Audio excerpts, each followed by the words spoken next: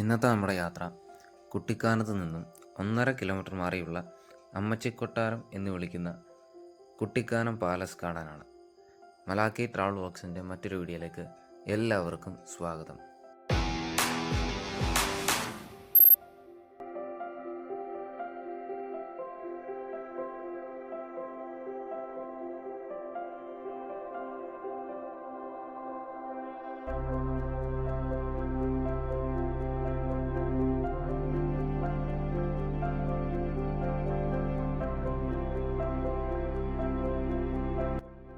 അങ്ങനെ നമ്മൾ കുട്ടിക്കാനം റോഡ് കയറി മുമ്പോട്ട് പോയിക്കൊണ്ടിരിക്കുകയാണ്.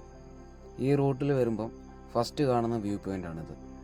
ഇവിടെ അങ്ങോട്ട് മുമ്പോട്ട് പോകുന്തോറും നമുക്ക് ഒരുപാട് വ്യൂ പോയിൻ്റുകൾ നമുക്ക് കാണാൻ പറ്റും. ആ മഞ്ഞ് മൂടിക്കിടക്കുന്ന മലനിരകളും അതൊക്കെ കണ്ടുപോകാൻ വല്ലാത്തൊരു ഭംഗിയാണ് ഈ വഴി.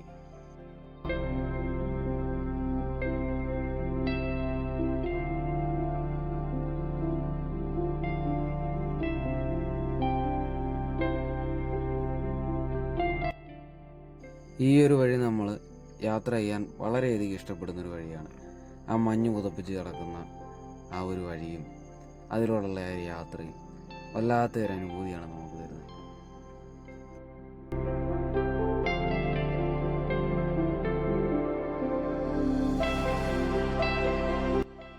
നമ്മൾ ഈ റൂട്ട് എപ്പോഴും യാത്ര ചെയ്യുന്നതാണെങ്കിൽ പോലും നമുക്ക് മഞ്ഞ് കിട്ടുന്നത് വല്ലപ്പോഴുമാണ്.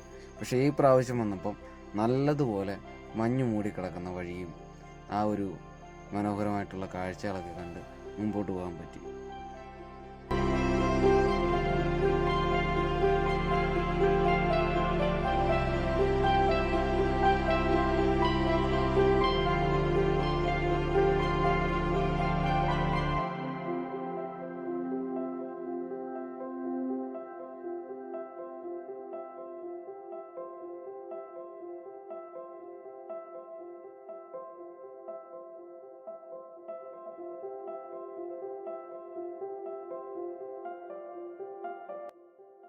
കുട്ടിക്കാനം റൂട്ടിൽ നമുക്ക് കാണാൻ പറ്റിയ മറ്റൊരു സ്ഥലമാണ് വളഞ്ഞെങ്ങാനം വെള്ളച്ചാട്ടം.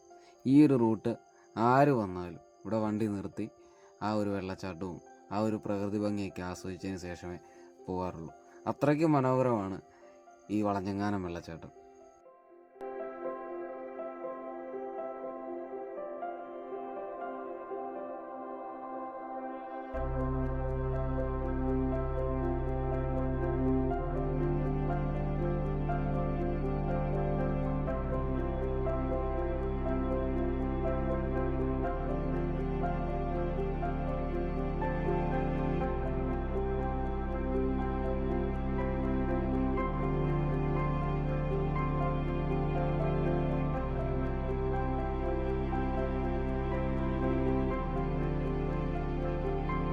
അങ്ങനെ നമ്മൾ വളഞ്ഞെങ്ങാനം വെള്ളച്ചാട്ടമൊക്കെ കണ്ടു കഴിഞ്ഞ് കുട്ടിക്കാനം അടുക്കാറാവുകയാണ്.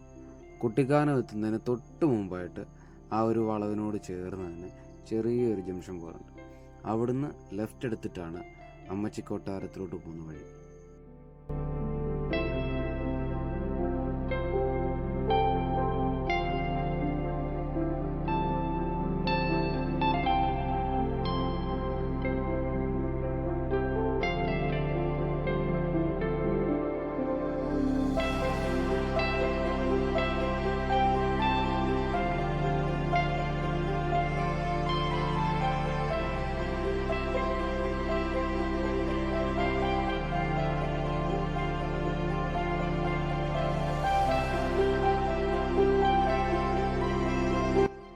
അവിടുന്ന് നമ്മൾ ഉള്ളിലോട്ട് കയറി വരുമ്പോൾ പിന്നെയും ഒരു 2 റോഡുണ്ട്.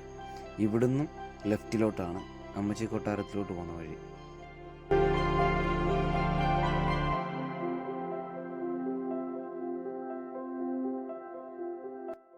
ഇവിടുന്ന് നമ്മൾ ലെഫ്റ്റ് എടുത്ത് ഉള്ളിലോട്ട് കയറി വരുമ്പം മനോഹരമായിട്ടുള്ളൊരു കാഴ്ചയാണ് നമുക്ക് കിട്ടുന്നത്. ആ ഒരു ഫോറസ്റ്റും ആ ഒരു പഴമ എടുത്തറിയിക്കുന്ന ആ ഒരു വഴിയും എല്ലാം കൊണ്ടും മനോഹരമായിട്ടുള്ള കാഴ്ചയാണ് നമുക്ക് കിട്ടിയത്.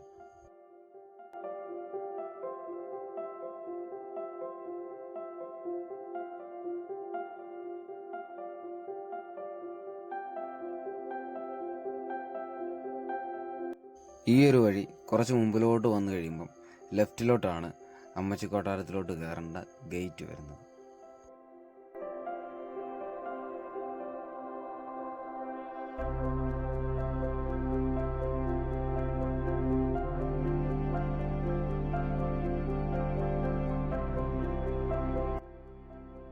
നമ്മൾ അവിടെ നിന്ന് ഉള്ളിലോട്ട് കയറി കഴിയുമ്പം ഇവിടുന്ന് ലെഫ്റ്റിലോട്ടാണ് ഡയറക്റ്റ് വാഹനങ്ങൾക്ക് അമ്മച്ചി കൊട്ടാരത്തിൻ്റെ ഫ്രണ്ടിലോട്ട് എത്താൻ പറ്റുക. ഇവിടുന്ന് റൈറ്റ് വന്നു കഴിയുമ്പം ഇവിടെ ഒരു റൗണ്ട് പോലെ ഒരു സംഭവമുണ്ട്. ഇതെന്താണെന്ന് എനിക്ക് മനസ്സിലായില്ല. പക്ഷേ ഇവിടുന്ന് ഒരു നടപ്പാതയുണ്ട്. അമ്മച്ചി കൊട്ടാരത്തിൻ്റെ സൈഡിൽ കൂടെ കയറി ചെല്ലാൻ പറ്റുന്ന ഒരു നടപ്പാതയാണ് ഈ കാണുന്നത്.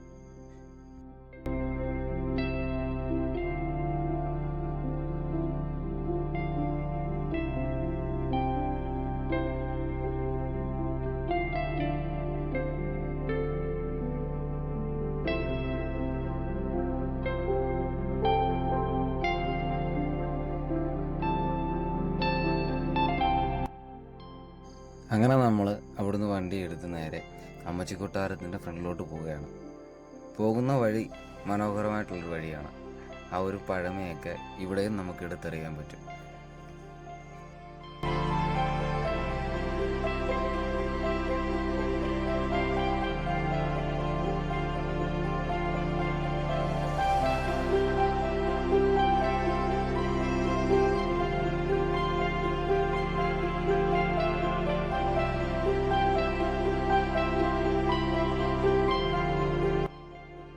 അങ്ങനെ നമ്മൾ അമ്മച്ചി കൊട്ടാരത്തിൻ്റെ ഫ്രണ്ടിലെത്തിയിരിക്കുകയാണ്.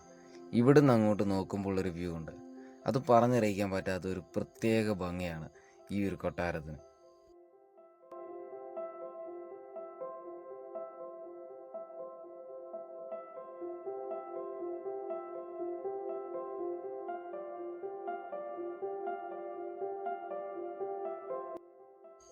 ഏകദേശം 220 വർഷത്തിലധികം പഴക്കമാണ് ഈ കൊട്ടാരത്തിന് പറയപ്പെടുന്നത്.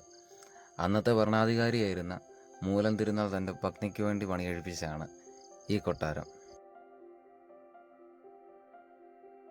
തിരുവിതാംകൂർ രാജഭരണകാലത്ത് രാജാക്കന്മാരുടെ ഭാര്യമാരെ അമ്മച്ചി എന്ന് ഒരു വിളിപ്പേരുണ്ടായിരുന്നു.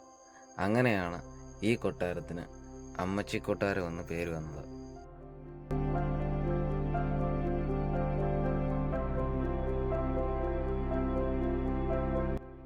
ഏകദേശം 25 ഏക്കറിലാണ് ഈ കൊട്ടാരം സ്ഥിതി ചെയ്യുന്നത്.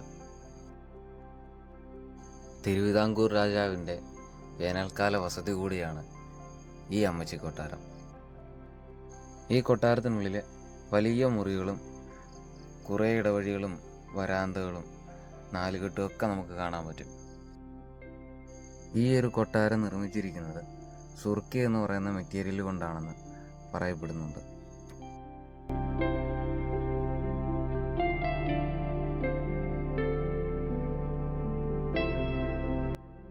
ഈ കൊട്ടാരത്തിൽ നിന്നും ഏകദേശം 7 കിലോമീറ്റർ മാറിയുള്ള പീരമേട് സ്ഥിതി ചെയ്യുന്ന ശ്രീകൃഷ്ണ ക്ഷേത്രത്തിലേക്കുള്ള ഒരു തുരങ്കം ഈ കൊട്ടാരത്തിലുണ്ട് എന്ന് പറയപ്പെടുന്നു. അന്നത്തെ കാലത്ത് ഈ കൊട്ടാരം അത്യാഡംബരമായിരുന്നു എന്ന് ഇവിടെ വന്നു കഴിയുമ്പം നമുക്ക് മനസ്സിലാവും. അത്രയ്ക്ക് ഭംഗിയാണ് ഈ കൊട്ടാരം കാണാൻ.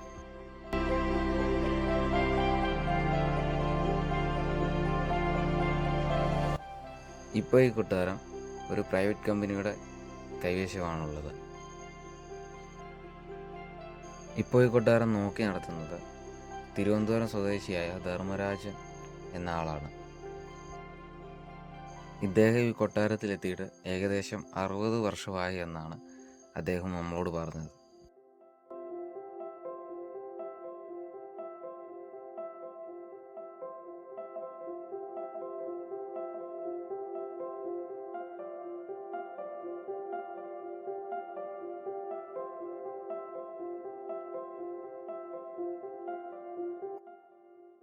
അങ്ങനെ നമ്മൾ കുറച്ചു നേരം വെളിയിൽ നിന്ന് ഫോട്ടോസും വീഡിയോസൊക്കെ എടുത്തതിന് ശേഷം ഉള്ളിലേക്ക് കയറുകയാണ്.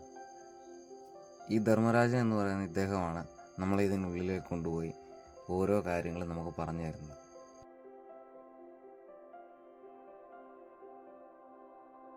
വരാന്തയിൽ നിന്ന് കയറി വരുമ്പം തന്നെ ഈ കാണുന്നതാണ് കോൺഫറൻസ് ഹാൾ. അതിനോട് ചേർന്നുള്ളതാണ് റെസ്റ്റ് എടുക്കാനുള്ള ഒരു റൂമാണ്. അതിനോട് ചേർന്ന് അപ്പുറത്ത് കാണുന്നത്.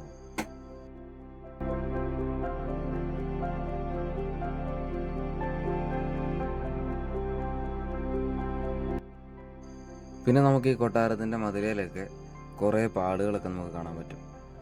അത് പുള്ളിയോട് ചോദിച്ചപ്പോൾ പുള്ളി നമ്മളോട് പറഞ്ഞത്, ഇവിടെ ഷൂട്ടിങ് വരുന്ന സമയത്ത് ഈ മതിലിൻ്റെ ഈ ശോചനീയാവസ്ഥയൊന്നും കാണാതിരിക്കാൻ അവരതിന് പുറത്തൂടെ പ്ലാസ്റ്ററിങ് ചെയ്യുമെന്നാണ് പറഞ്ഞത്. ഇപ്പം നമ്മൾ ഈ കാണുന്നതാണ് ഈ കൊട്ടാരത്തിൻ്റെ നടുമുറ്റം എന്ന് പറയുന്നത്. അന്നത്തെ കാലത്ത് ആ ഒരു വിഷ്വൽ നമ്മുടെ മനസ്സിൽ കൊണ്ടുവരികയാണെങ്കിൽ അത്രയ്ക്കും ഭംഗിയാണ് ഈ ഒരു നടുമുറ്റം കാണാൻ.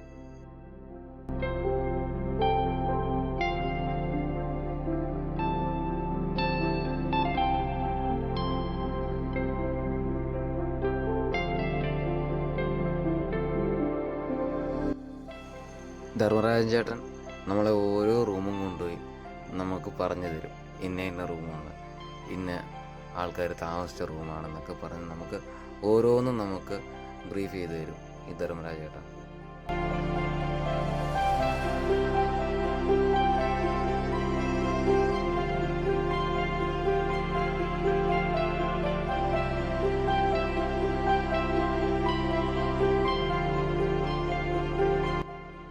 ഈ ഒരു കൊട്ടാരത്തിൻ്റെ ഓരോ റൂമുകളും കാണാൻ വളരെ മനോഹരമാണ്. വലിയ റൂമുകളാണ് ഈ ഒരു കൊട്ടാരത്തിനുള്ളത്. തണുപ്പ് കാലത്ത് അതിജീവിക്കാനുള്ള, അന്നത്തെ കാലത്ത് ചൂട് കായാനുള്ള എല്ലാ സംവിധാനങ്ങളും മിക്ക റൂമിലും നമുക്ക് കാണാൻ പറ്റും.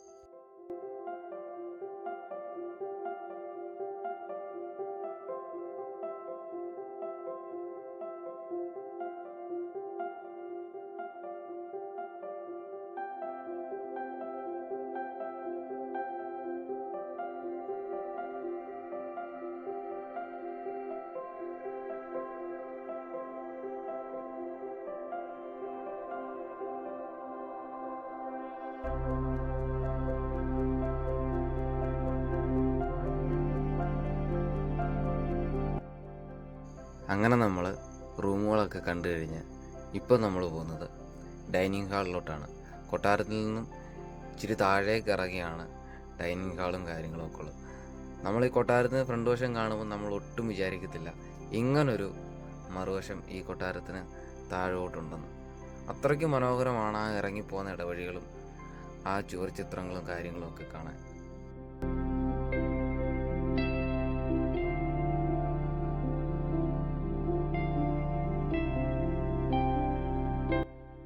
ഇറങ്ങി അങ്ങോട്ട് ചെല്ലുമ്പോൾ നമുക്ക് പേടിപ്പെടുത്തുന്ന പോലെ സൈഡിൽ ഒരു ശവപ്പെട്ടിയും കാര്യങ്ങളൊക്കെ വെച്ചിട്ടുണ്ട്. ഒരു വല്ലാത്തൊരു ആംബിയൻസ് ആണ്.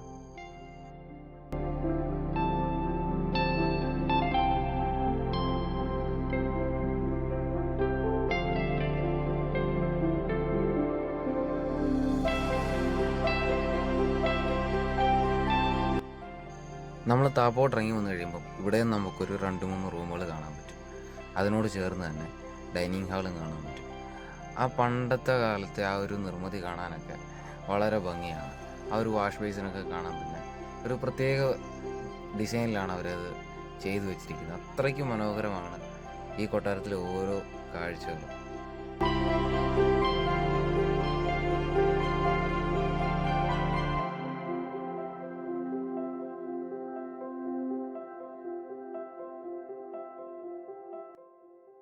ഈ കാഴ്ചകളൊക്കെ കാണുമ്പോൾ തന്നെ ഈ ഒരു കൊട്ടാരത്തിൻ്റെ ഇപ്പോഴത്തെ ശോചനീയാവസ്ഥ നമുക്ക് അറിയാൻ പറ്റും. വളരെയധികം മോശം അവസ്ഥയിലാണ് ഇപ്പോൾ ഈ കൊട്ടാരം കിടക്കുന്നത്. മേൽക്കൂരയെല്ലാം പൊട്ടിപ്പൊളിഞ്ഞ് അങ്ങനെ വല്ലാത്തൊരു അവസ്ഥയിലാണ്. ഈ കൊട്ടാരം അതിൻ്റെ ആ ഒരു തനിമ നഷ്ടപ്പെടുത്താതെ മെയിൻറ്റെയിൻ ചെയ്തിടുകയാണെങ്കിൽ ഇനി വരുന്ന ആളുകൾക്കാണെങ്കിലും ഈ കൊട്ടാരത്തെ പറ്റി പഠിക്കാനും ആ കൊട്ടാരം കണ്ട് മനസ്സിലാക്കാനും ആ ചരിത്രങ്ങളൊക്കെ നമുക്ക് അതുപോലെ തന്നെ സൂക്ഷിക്കാനൊക്കെ പറ്റും.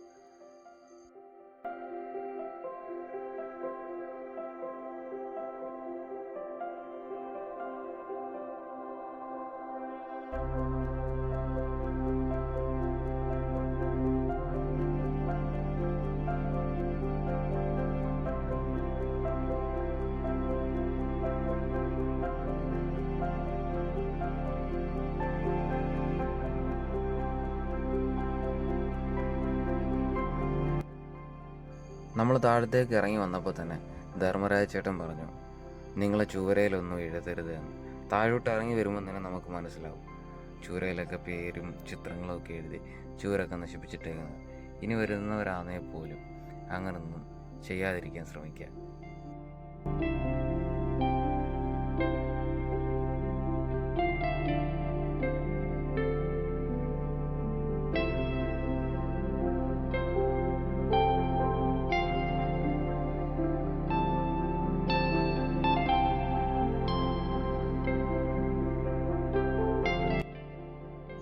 താഴോട്ട് ഇറങ്ങി വരുന്ന ഈ ഒരു ഇടവഴി നല്ലപോലെ ഇരുട്ട് മൂടിയാണ് കിടക്കുന്നത്. എങ്കിൽ പോലും നമുക്ക് വെട്ടമടിച്ച് നോക്കുമ്പോൾ ആ ചുരയിലൊക്കെ കുറേ ചിത്രപ്പണികൾ നമുക്ക് കാണാൻ പറ്റും.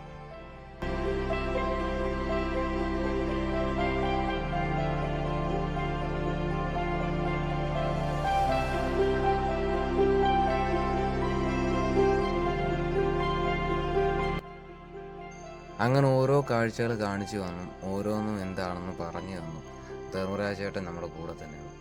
ഇവിടെ വരുന്ന സഞ്ചാരികളാണ് ധർമ്മരാജേട്ടന് പൈസയായിട്ട് ഓരോന്നൊക്കെ കൊടുക്കുന്നത്. ധർമ്മരാജേട്ടൻ ഇതിനുള്ളിൽ തന്നെയാണ് താമസിക്കുന്നത്. ഈ ഒരു മൂലയ്ക്ക് തന്നെയാണ് പുള്ളി പാചകം ചെയ്ത് ഭക്ഷണമൊക്കെ കഴിക്കുന്നത്.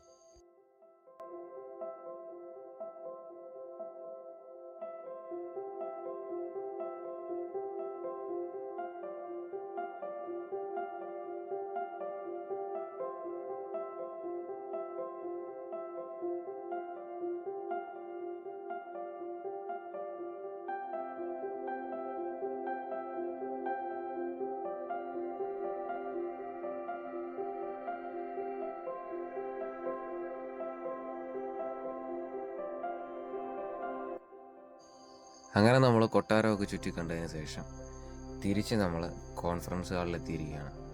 ധർമ്മരാജ ചേട്ടൻ അടുത്ത ആൾക്കാരെ ഉള്ളിലേക്ക് കയറ്റാനായിട്ട് അവിടെ വെയിറ്റ് ചെയ്ത് നിൽക്കുകയാണ്. അങ്ങനെ നമ്മൾ കുറച്ച് വീഡിയോസും ഫോട്ടോസും ഒക്കെ എടുത്തതിന് ശേഷം നമ്മൾ പെട്ടെന്ന് തന്നെ വെളിയിലോട്ട് ഇറങ്ങി.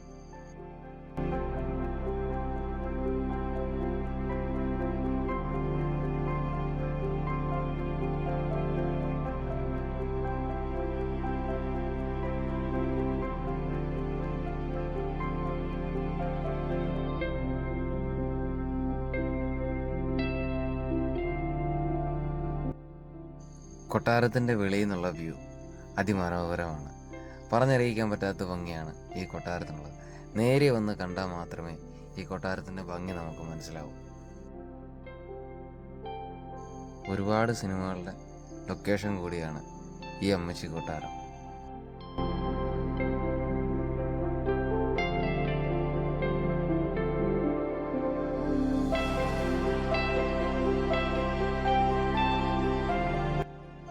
അങ്ങനെ കൊട്ടാരമൊക്കെ കണ്ടു കഴിഞ്ഞ് നമ്മൾ നേരെ തിരിച്ച് കുട്ടിക്കാനത്തിന് പോവുകയാണ്.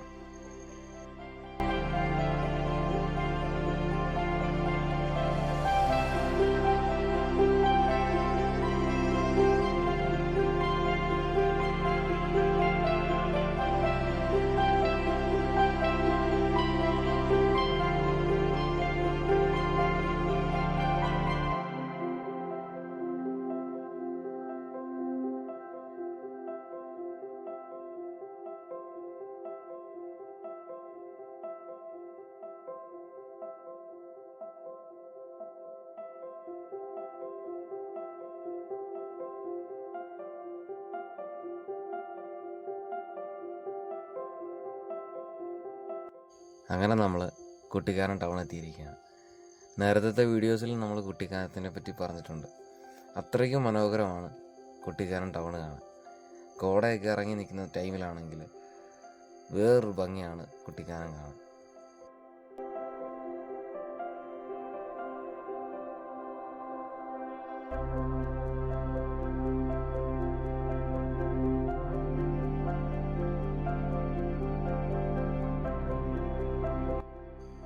അങ്ങനെ നമ്മൾ കുട്ടിക്കാനത്ത് നിന്നും കട്ടപ്പന റൂട്ടിൽ ഈ കാണുന്ന റെസ്റ്റോറൻറ്റിൽ കയറിയിട്ട് നമ്മൾ ഉച്ചഭക്ഷണമൊക്കെ കഴിച്ചതിന് ശേഷം പിന്നെ നമ്മൾ വണ്ടി എടുത്ത് കട്ടപ്പന റൂട്ട് മുമ്പോട്ട് പോകാൻ.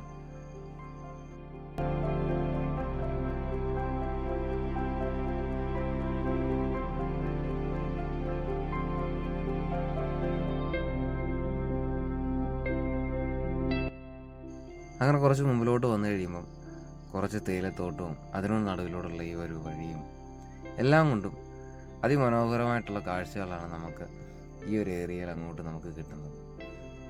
ആ കാണുന്ന മലയുടെ അപ്പുറത്ത് കോട വന്നിങ്ങനെ കെട്ടി നിൽക്കുന്നത് ഒക്കെ നമുക്ക് കാണാൻ പറ്റും. എല്ലാം ഒരു പ്രത്യേക ഭംഗിയാണ് കാണാൻ.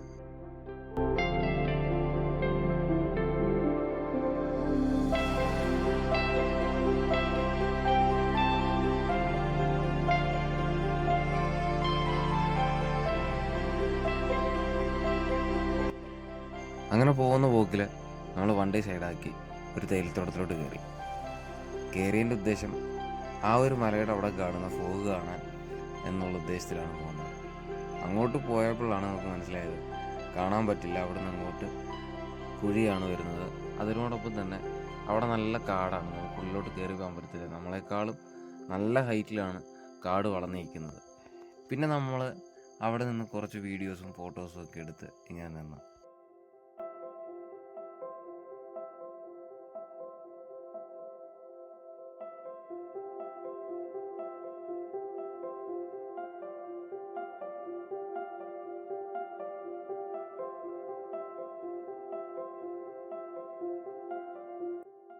അങ്ങനെ തേയിലത്തോട്ടത്തിൽ നിന്ന സമയത്താണ് പെട്ടെന്നൊരു കാര്യം ശ്രദ്ധയപ്പെട്ടത്. തേയിലച്ചെടിക്കകത്തെല്ലാം ചെറിയ കാ വളർന്നിരിക്കുന്നു. എന്താണെന്ന് അറിയാനായിട്ട് വളരെയധികം കൗതുകത്തോടെ അടുത്ത് ചെന്ന് തേയിലച്ചെടിക്കകത്തിൽ നിന്ന് ഒരെണ്ണം പീച്ച് എന്താണെന്നൊക്കെ നോക്കി. ഞാൻ ആദ്യമായിട്ടാണ് തേയിലച്ചെടിക്കകത്തിൽ കാ വളർന്നിരിക്കുന്നതൊക്കെ ശ്രദ്ധയപ്പെടുന്നത്. അങ്ങനെ നമ്മൾ നേരെ തിരിച്ച് വീട്ടിലോട്ട് പോവുകയാണ്. അങ്ങനെ നമ്മൾ തേയിലത്തോട്ടത്തിൽ നിന്ന് വണ്ടി എടുത്ത് നമ്മൾ വെളിയിലോട്ട് ഇറങ്ങി.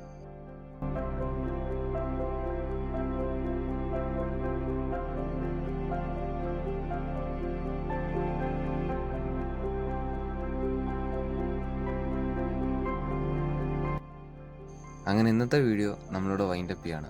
വീഡിയോ ഇഷ്ടപ്പെട്ടു കഴിഞ്ഞാൽ സപ്പോർട്ട് ചെയ്യാൻ മറക്കല്ലേ.